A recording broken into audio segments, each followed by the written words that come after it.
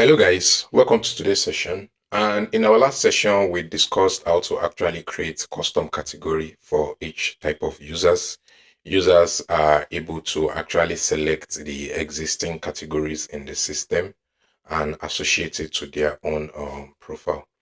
So today, what we'll basically be treating, or we'll start treating how users can actually create budgets in the system. Budget can be associated to multiple categories. For example, you can create a budget for communication, you can create a budget for feeding, you can create a different kind of project, you can name it anything you like. And this project will actually be associated to different categories. So as you spend and record transactions that are related to these categories, the amounts that you've associated to the budget are actually deducted. And you'll be able to see how much you spent in a particular category by the end of the month, how much is left, and all that. So that will actually guide you to know how much you should spend per month on certain categories and if you've actually spent beyond your budget. So as you can see, we have actually done a lot of things and we've actually gone through quite a number of chapters. I'm going to start by creating the model for our budgets, and our budgets will be having um, some certain attributes. So I'm going to come here and I'm going to create a new model. I'm going to call it budget um, underscore budget dot underscore model, right? Like every other models that we've been creating, I'm just going to copy this guy right here and I'm going to paste it here. So this will be our budget model. Budget. Yeah, our budget model will be will be inheriting the base model like we've been doing, and this will also be budget model, and this will be budgets. We'll call this budgets. Budgets. Yeah. So now that we have that defined, so what are the necessary association that we need for our budget? Number one, we need the title of the budget. So I will just rename this to title. And it does not necessarily have to be unique because we could have um, uh, different users using the same title to name their budgets. The one thing we are going to do though is we need the user ID, the user ID, and the user ID will basically be referencing the column user will be referencing the user ID on our user model like so. So let me rename this properly. I think it's not properly renamed. Let me just follow the convention we've been following. So definitely we mail to make sure that our user ID is not null, not null. And we also want to make sure that the column defined on the database end column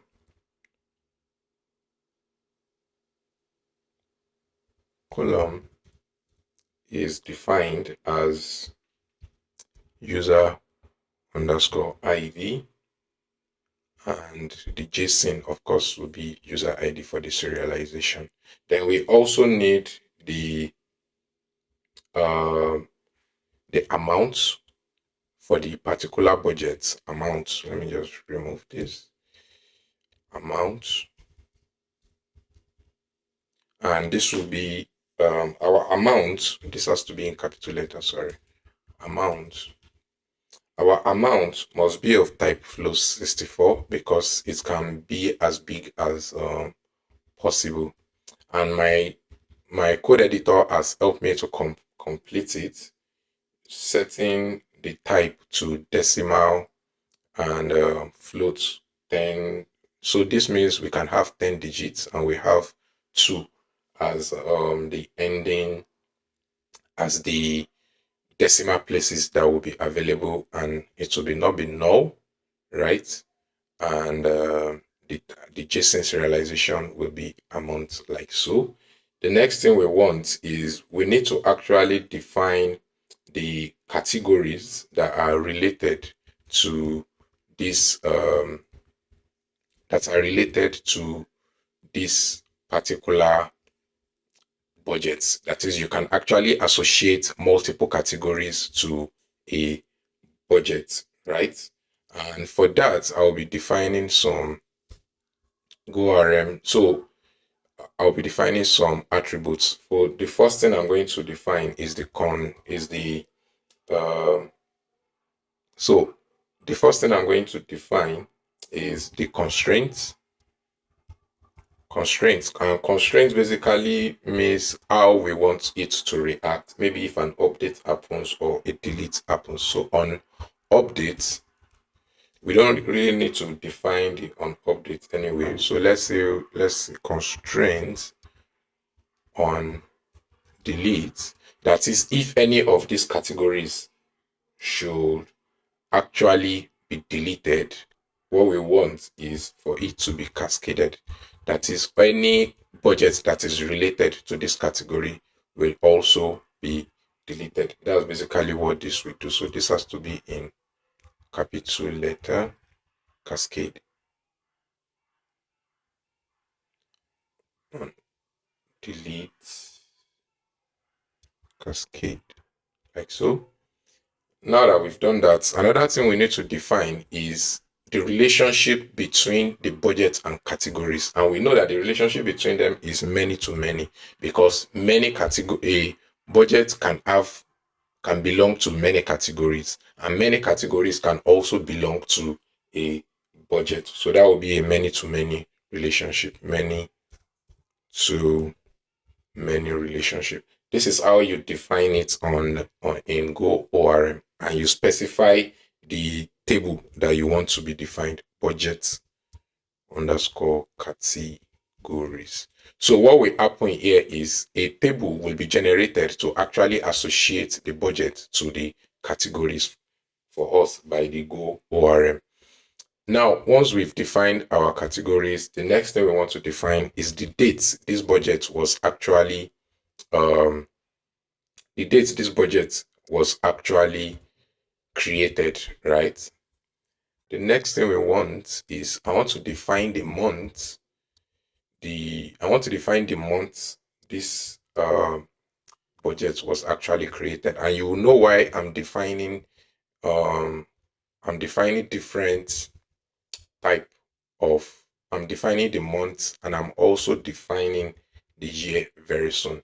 I will explain to you in a so the reason why I'm defining this differently is simply because I want to make sure that a combination of months and year plus the so basically I want to make sure that for a particular user, a user does not create a budget,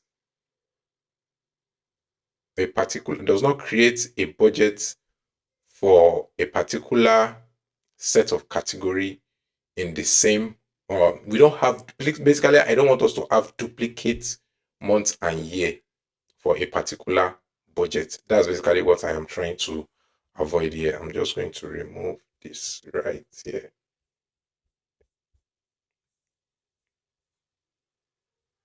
Now that we've defined our dates and we've defined month, so I will define this as u int of 8, and I will define this as was u int of 8 as well, of 8 as well.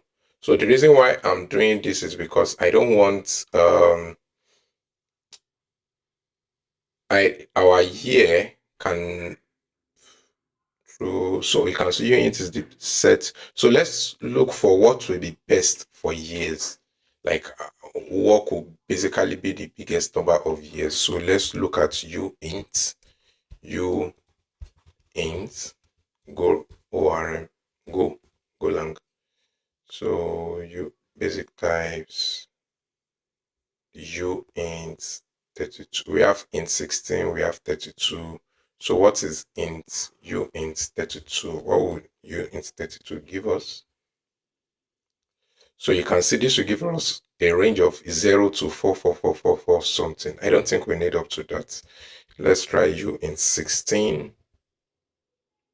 Yes, int 16 will give us 65,000. I mean, we are still in 2024. So I'm not sure. It will take a very long time for us to actually exhaust this. So I believe this is actually enough for us. Then for months, this is enough. A month cannot even have more than 1 to 12, right? A month cannot be more than 1 to 12. So that's why this particular type of int is actually perfect for it, right? Okay, let's leave it as int. I believe that will just be enough for us. So I'll change this to int, and this will be big int, or let me just say int. So if we look at the integer types that are available in MySQL itself, we can see that we have tiny int, which ranges from -128 to 127 as maximum, which means tiny int is appropriate for our month column. And for year, we know that our year is 2020 something, 1990 something. We could easily use something like small int, which ranges from 32,000 to 32,006, um, 32,777. So, but what we need is unsigned integer, right? Because we don't want our integers, our columns to actually accept negatives. So then we add unsigned, right? I'm not sure if that will work, but let's try it. Unsigned, right? Tiny int unsigned.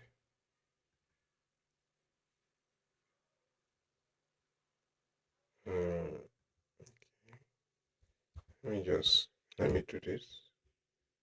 Unsigned. Then for this, I said medium int is just fine, or we can just use int, right? Int, and it should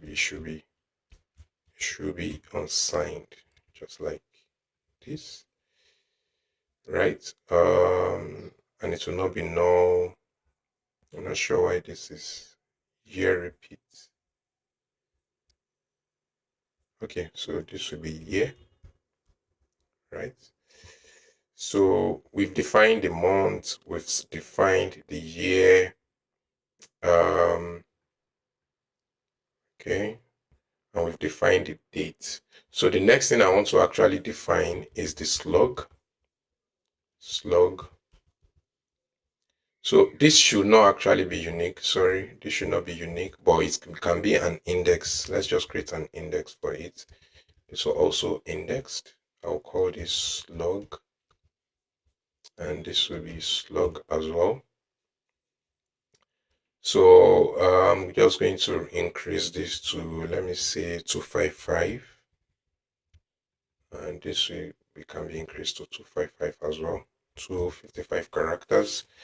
So the next thing I want to do is I want to make sure that our the combination of slug, year, month, slug, year, and month, and user ID is unique. And the reason why we need this to be unique is we don't want situations whereby a user is creating title with the same year, month, multiple times. Basically, that's what we actually want to avoid. And in order to achieve that, we need to actually define an index. We need to define a unique index on our month, year, and slug column. And they are going to have the same distance. So I'm going to define a unique index with a name. So let me say our unique index. So we are now going to define a unique index for our user for the combination of the four columns. So the user ID, the slug, I'm going to also the year, month, right? User ID slug, uh, user ID slug, year, month. I feel like I'm missing something. Okay, it is complete. So I'm going to go back to, I'm going to be defining two indexes on our month and year column. So the first index I'm going to define is index. This is how you define an index.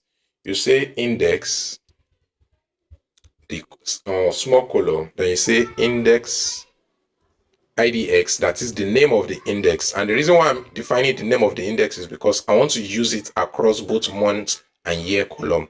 Index, months, comma, year. So once you use the same index, I'm defining a composite index. That's basically what we'll call it. So this will actually help us when we are actually filtering by both month and year, right? Because those index are together. So it will be easier for us to actually it will make our query faster. So I will create another index now, and this will be a unique index, right? So this unique index is basically, we'll define it as unique, just like we've defined what we've defined here. I'll copy it and paste right here. So our unique index will be a combination of the user ID, the slug, and month and, sorry, user ID, slug, month, year. So what we need to do is we need to copy this across all the places that we want to use it. So I'll paste it on the user ID as well, like this. So what this will basically do for us is it will create a query, my SQL query, like unique, the user ID, slug, month, year. Basically, there is no column in our database that we have the same user ID, slug, month, and year combined together. So that helps us to actually have some uniqueness on our data, on our table. So I think, let me remove this. I don't think we need this, the space. So we'll try, we'll see if it actually runs. So I've defined the index, month, and year. I've defined the unique index with user ID, slug, year. So this is basically the name. The unique, this is just a name. This, you can name this anything you like. You can name this anything you like. But the name, once you repeat it across all the columns you want to use it, you get that uniqueness. So let me not forget to actually define it on the slug column itself as well, right? So then one thing I have not defined that is left is I need to actually define the description column as well. Description, that is if the user wants to actually add description about the particular budget. So I think we've defined everything that we need at this point. So, but for this, I want to make it nullable. I want to make the description nullable because it is not actually compulsory.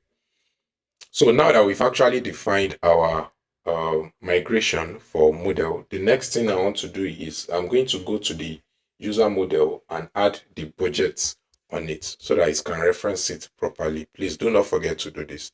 I'm just going to duplicate that and I'm going to call it budget,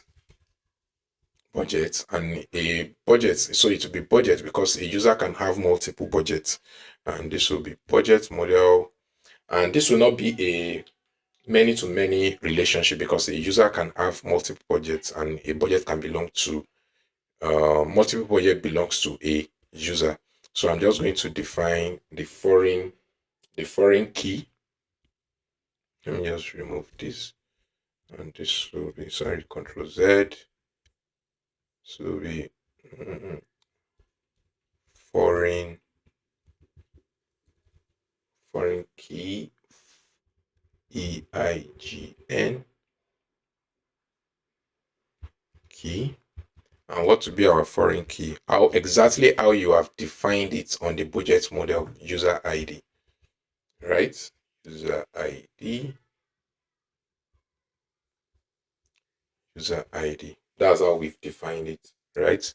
And I'm not going to be adding it to JSON, basically. That's what, so this we omit it from our serialization. So now that we've connected our budget and our user, I'm going to just try to run the migration.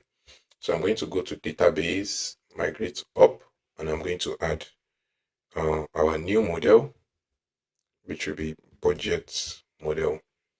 And I'm going to try and run the migration using our make file. And how do we do that? We basically say make migrate, make migrate, like so. Yeah. So I think our database has been created without any issue. Now, if you look at the migration, you will notice that under the budget table, we have the big int unsigned auto increments created at, updated at, deleted at. You can see the title varchar type of 255. Same thing, the same thing for the slug. What I want to go to is yeah. See, look at our index. We defined index for the title. We defined index for the slug, right? As you can see, and the unique index that I was referring to, you can see the name of the unique index, and you can see that we selected the slug column, the user ID column, the month ID column, the year column, and the foreign key as we actually defined it. So that means our database is actually fine. And we've also created a budget category that is linking the budget model ID and the category model ID to each table. So now that our column is completed, so as you can see, our tiny it and unsigned was actually generated for us, which is a good thing. So which means our query was actually correct. So if we go to if we inspect our database now, let's refresh. So we can see that we have the budget table.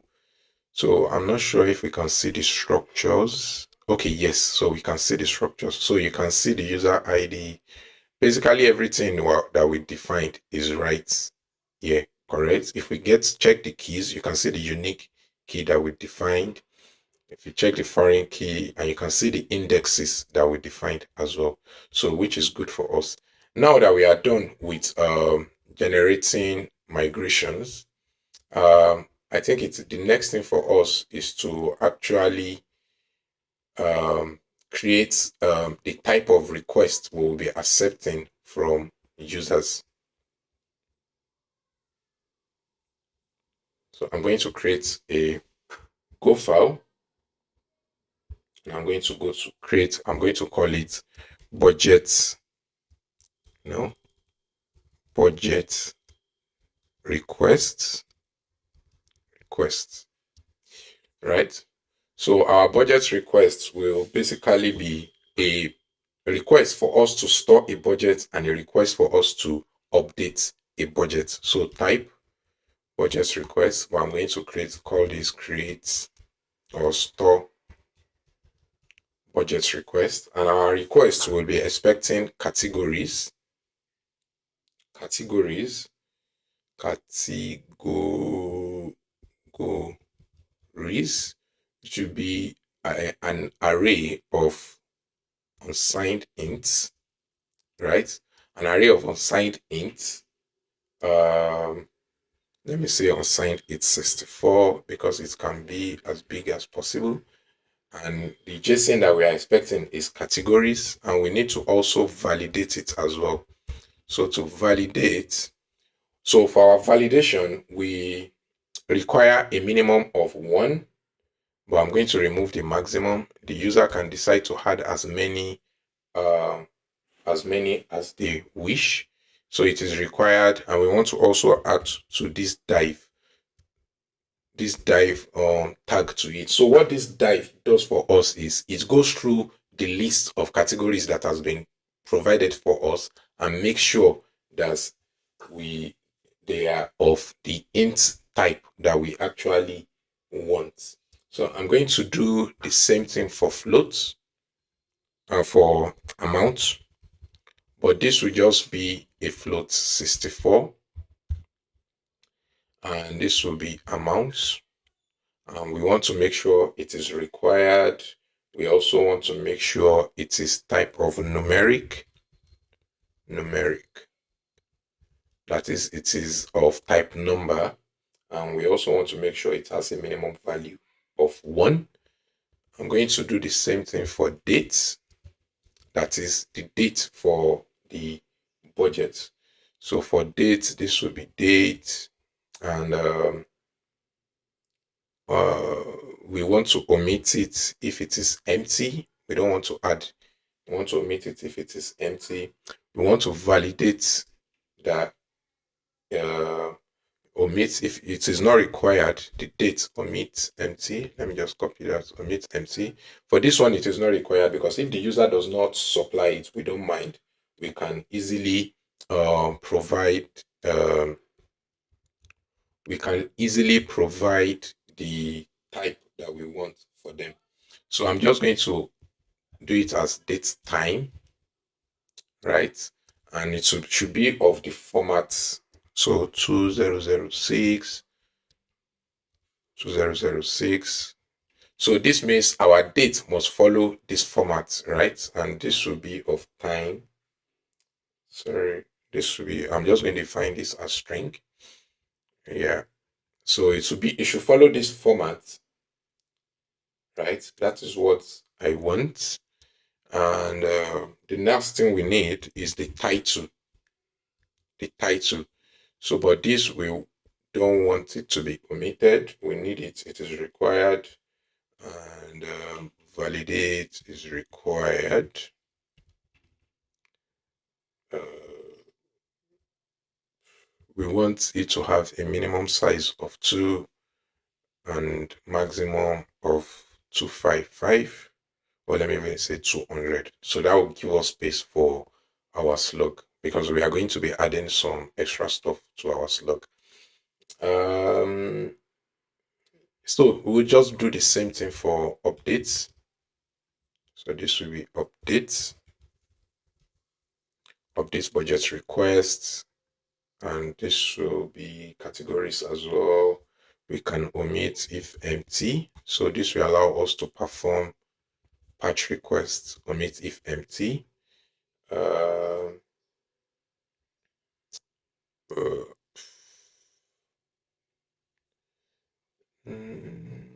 omit if empty.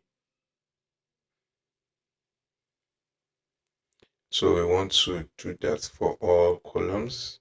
So if it is not supplied, we won't be validating them at all, right? That's for our budget, correct? So now that we've actually defined our request, you and I know that the next thing we need to define is the handler to actually process the creation of this budget. So we are going to create a file and we are going to call it budget underscore handler. We don't need to define the .go. So for the handler, the first thing we need to do is let's see how we've been creating our under handlers. View. Okay. So the first method I will be creating is the method for actually creating a budget. So I'm just going to let me copy all of this because the method we'll be using is quite similar. I'm going to paste it right here and I'm going to call it create budgets. We need a handler. We need to make sure the user is authenticated. Now this will be create budget. Okay, something is wrong. Budget request. Okay, this will be store budget request. Store budget request. We are going to bind the body. We are going to validate. If a validation fails, now what we need now is we need to actually create service for our budget now. So in order to create the service, we also need to create another file for budgets under services. For that, I'm going to call this budget underscore service, like so. And just like we did, I'm just going to copy this, come here, paste. So this will be budget service,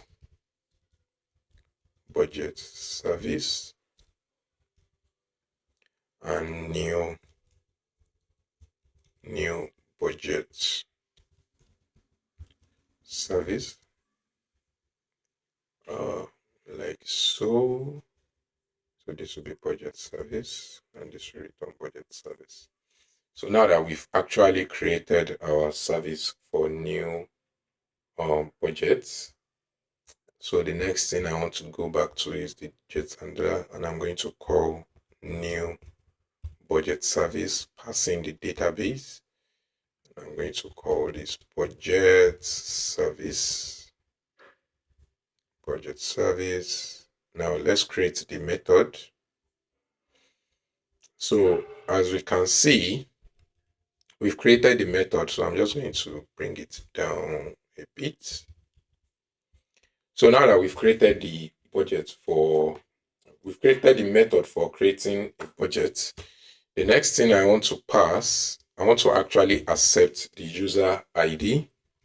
That is the user that actually owns the budget, basically. That's what I want to pass right here. So we want to initiate the model of our budget. I want to make sure we initiate what's this? Unresolved models.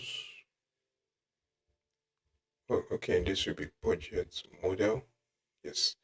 So now the next thing we want to do is we want to pass in the amount, which will be the payload dot amount. We want to pass in the user ID. We also want to pass in the title, which will be payload dot title. And we also want to pass in the slug. So if we go back to our category service, let me see how we created a slug right here.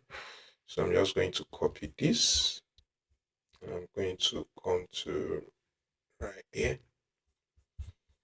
And I'm going to paste this right here. So we have the payload dot title. We want to create the slug, like so.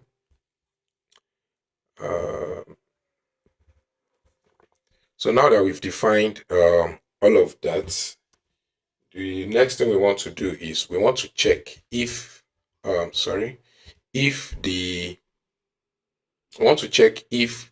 payload contains a date. Remember that our date is optional. If we go back to our payload, you can see that date is optional. It can be empty. And when you define something as string, it has a default value of empty string. So that's why right here we'll be checking if our date is equal to an empty string. So if it is an empty string, we want to get the current date time, and we want to assign it to our model dot date, current date dot current time, basically. Since this will actually work because our is of time and we've defined it as date time, so that works. So the next thing we want to do is we want to actually get the month and year from the model date, right? So what we are going to do for that is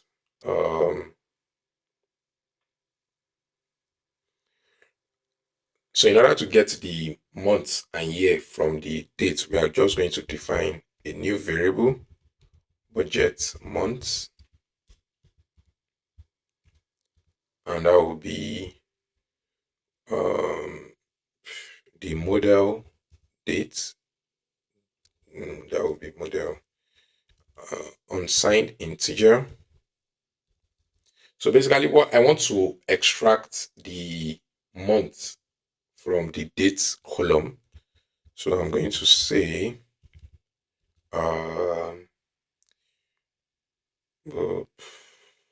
model dot date dot the month, right? And if you look at the month, this does not actually need parentheses. If you look at the month is of type month, we need to unwrap it to actually be in line with what we actually, the attributes right here. We have to make sure that it is of type uint for month and it's of type uint16 for year. So what I'm going to do now is I'm going to say uint on side int. Cannot convert expression months to on side int. So okay, what we need to do is do this. Okay, yeah, that was good now. So budget year. So this will be year. I want to make sure it is uint16, right? So now that we have our months and year, what we need to do now is model dot month will be equals to budget month, year will be budget year, right? So there is a reason I'm retrieving them one after the other. I could have just assigned it directly, but I have my reasons. So let's just watch as we are what we are doing. So the next thing I want to check is if a budget actually exists for based on the parameters that have been supplied. Remember that we want to make sure the combination of slug, month, year, and user ID is unique. So we want to say budgets. We want to check if the budget exists, and we are expecting an error, and this will be so the budget service, I'm going to call this B service. I'm just going to call this B. So B dot budget exists. So, and I'll be passing in the model and I'll create the method like so. This will be passing as reference or as a pointer, So, what we are going to be doing with this one in the method budget exists is basically to check if there is a budget that actually exists for those set of parameter. And how do we do that? So for this one, I'm going to be returning a null if models of type budget model or an error type, right? So I'm going to retrieve. Okay, so I think what I need to do for this is let me just retrieve the desired. Let me say the month will be of model month. Is this needed? Let me remove the conversion. Since we've already converted it right here, model month. Let me say budget exists for year, month, slug, and then user ID. So I print. So if that is the case, I think passing the user ID uint user ID. Okay, this should be, sorry, user ID, uint, and I want the month to be of type uint 16. I want the year to be uint, or what did we define our month is uint, year is uint 16, month is uint, year is uint, uint 16, and we want our string, sorry, that will be slug, right? So I don't think we need to pass the O model anymore. So we'll pass the model.user ID, model.month, then we pass the model dot year, and we pass the model dot slug. So now that we are passing all the required parameter, yeah, so now that we've actually passed the required parameters, the next thing we need to do is to actually query the database with the needed with these passed parameters. So what I'm going to do now is I've created a model that we are going to be using to actually that we will be sending back to users. So that will be, let me call this retrieved budgets. Now we'll be using our retrieve budget to actually query the database. So the result of that query will be the DB instance where, so what I'll be generating here is actually a query where user underscore ID is equals to this, and month, that is the month that is associated to the model. So I'm going to be retrieving, and the month is equals to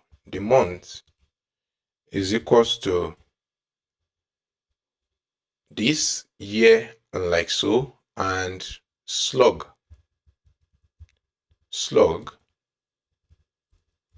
is equals to the, like this as well. So this will be slug. Please make sure that you arrange your parameters as you've actually arranged this here. So you can see user ID, month, year, slug. So this will actually help us to retrieve the first user that has all these conditions. So if we have a budget with all those conditions, then that means the user has actually sorry. So that means the user has actually created a budget with the same name and in the same year for that particular budget with the name. So I'm going to return this. So I'm just going to return the error if there is actually an error. So sorry, if the result.error is not nil, we want to return the error or return nil for the budget. Otherwise, we want to return the retrieved budget and nil, like so. So I'm just going to remove this. I'm going to pass this right here. I'm going to pass. Let me see. I'm going to pass this like so. So now that we've actually created method to actually check if a budget exists for a particular year, month, slug, and user ID, a combination of for year and month and slug and user ID. So I'm just going to rename that like so. Now that we have that, the next thing is we want to check if there is an error. So if the error is not nil, then that means we have an error. The next thing we now want to check is if the type of error is actually GORM record not found. So if the type of error, I won't be using equals to record not found. I'll just say errors dot is the error, that is the error returned is that the record is not found. Then that means our budget does not exist, right? The next thing we want to do is result dot create model, right? And if there is an error, we want to return the error. Otherwise, we want to return want to return the model that we just created, right? We want to return the model that we just created. So if all of this, if the error is nil, that is, then that means our budget exists. So I'm just going to return the budget exists, like so. So what we've done here is we've tried to check if there is a budget that exists based on the year, month, slug, and user ID. If that budget exists, that is our error is nil, then we want to check our error is not nil. We want to check if it is of type record not found. If that is not the case, then we want to create the model. Then for here, if that is not the case, we also want to return the error, right?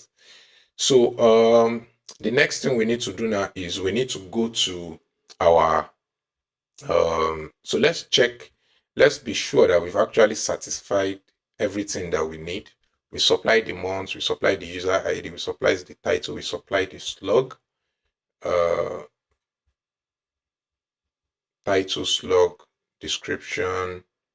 So we did not actually attach the description during the process of performing the creation.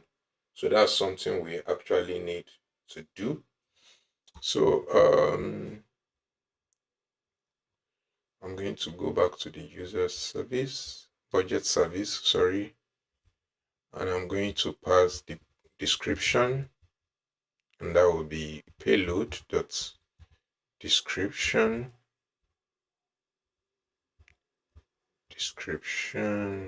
why. Oh, because the pointers, let me say payload. Oh, we are not passing the description yet. So let me just add the description. This will be description, omit if it is empty, because it is not compulsory. Minimum, let's say maximum of 500 for this. Yes. Yeah, and this can be null. Then also let us not forget. So this will be payload.description. Now that we've actually created a method for creating our budget, the next thing we want to go back to is we want to go back to our handler, and we can see not enough argument. It is also expecting the user ID, which is basically the user that we've retrieved right here, right? So I need the user. So that will be user dot id, like so. Call it created budget. We've created the budget, but we've not associated the necessary categories to our budgets, right? Why is this? Okay, let me see. Okay, so this should be models.budget, and this should be type error. Sorry. So if we call back to our handler now, so you see now it is correct, and we are returning, we are also accepting budget. So the next thing we want to do now is we want to check if there is any error during the process of creating our budget. And if there is any error during the process of creating our budget, it's most likely going to be probably due to an internal error or something. So that's why I'm just returning internal error right here. So the next thing I want to do is, so for now, I won't be returning the error directly. I'm just going to say error. Um, I'm just going to say budgets could not be created. Budgets could not be created. Try again later. I'm just going to logger dot, let me say error, the error that actually occurred. I want to just log it. So in probably another way to do is you can integrate a system where you can send the error that actually occurred during the process. You can do that. But for now, we are just keeping it simple. So for this now, what I'm going to do now is we need to actually associate the categories with our budget. So I'm going to say categories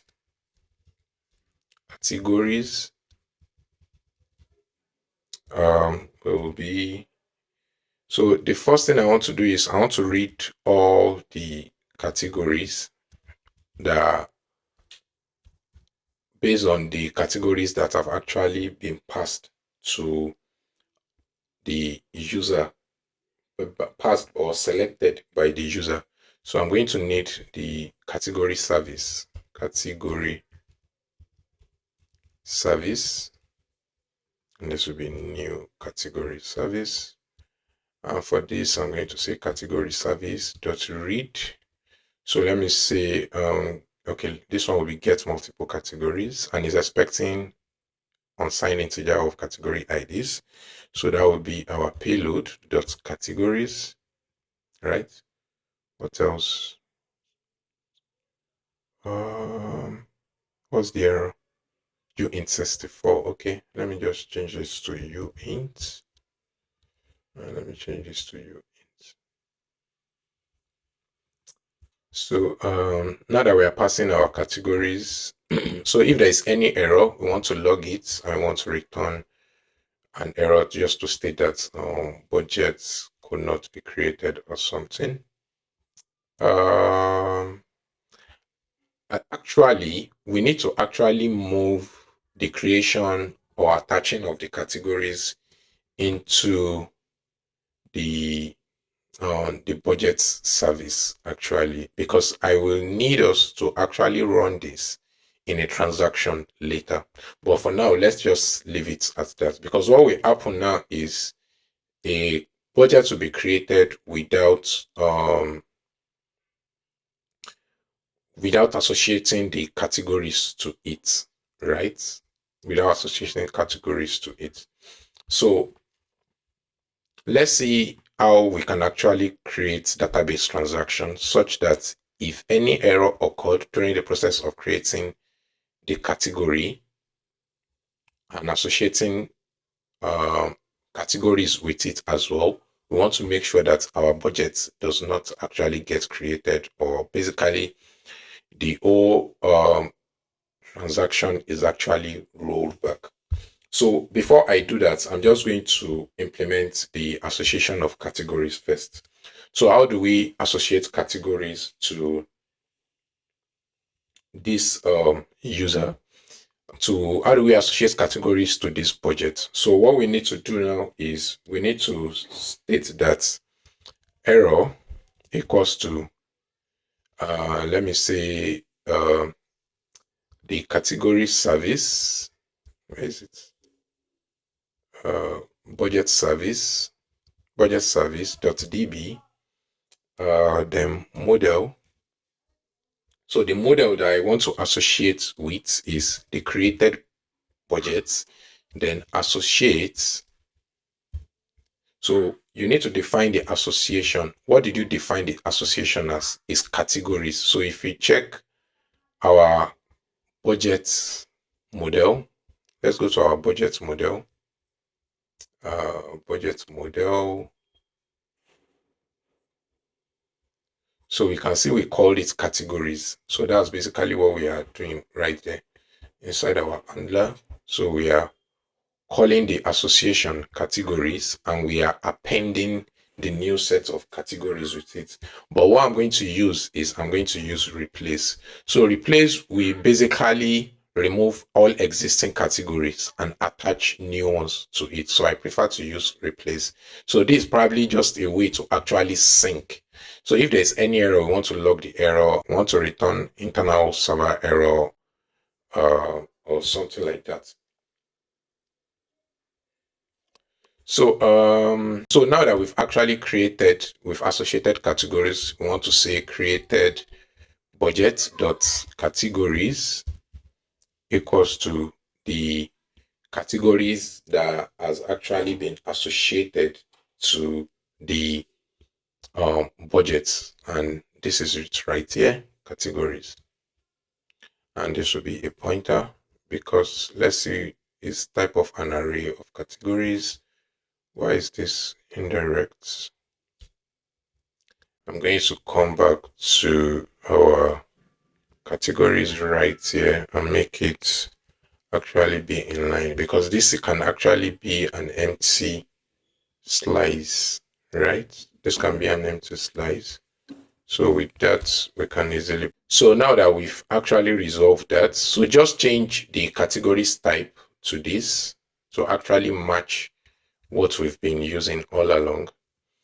So in the category, now that we've actually attached it, the next thing we can do now is basically to just send the category down to just send the created budgets to the user, right?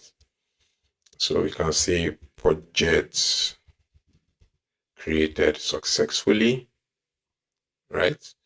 So now let's go to our postman and I'm going to come to where we want to create budget. So our budget is expecting list of categories, title, amount, and we can decide to actually pass dates or not. If we recall, if we go to our category handler, our budget handler, and we go to the requests, store object request, you can see that we can pass list of categories, amount, dates, title, and description. So I'm just going to start with this for now. So I'm just going to start our application, make run dev like so.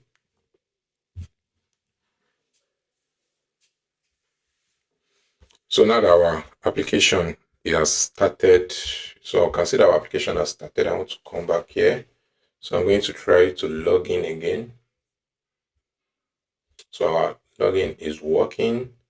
I'm going to come to create budgets and I'm going to hit the endpoint. Okay, so we've now created the route yet. So we need to create the route. And we need to create the budget route right here. So budget routes.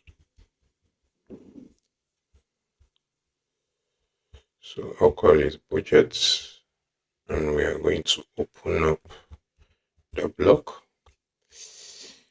So what we are doing now is budget routes dot post method, and it is going toward slash store.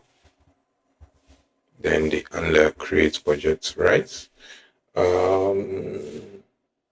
Yeah, that is it. So we can refresh our application. We'll come back here. Let's create. We are still getting not found. 3000. Okay. Slash API. Save. Yeah. So very good. So we can see that our budget creation actually went through, and all these categories has actually been associated to the budget. So we can see we have the communication and internet. We have the description, which can be null. We have the list of categories that we've selected, and we have the date it was created, the month, and the year. So if we try to create another one now, you can see that it is just going to return the same budget for us. So now that we see that our budget is actually being created, the next thing we need to do is let's check our database to actually see. So you can see that the budget has been created, and irrespective of the number of times you hit the endpoints. So if we hit the endpoint again to create the budget again, if we come back here and refresh, you can see that we still have single budget. And if we go to our budget categories as well, you can see all the categories has been associated with the user, with that particular budget 1, 3, 4, 10, and 12. So now that we've actually achieved that, I think what we can also achieve in this particular video is how to actually view a particular budget, and we can call it a wrap, or we don't really need that since our budget is actually coming with all the details that we need at a time. So I'm going to be ending this session here, and in the next session I'll be moving to how to update a budget, how to delete a budget, and how to view the list of budgets that is actually owned by a user. See you next time.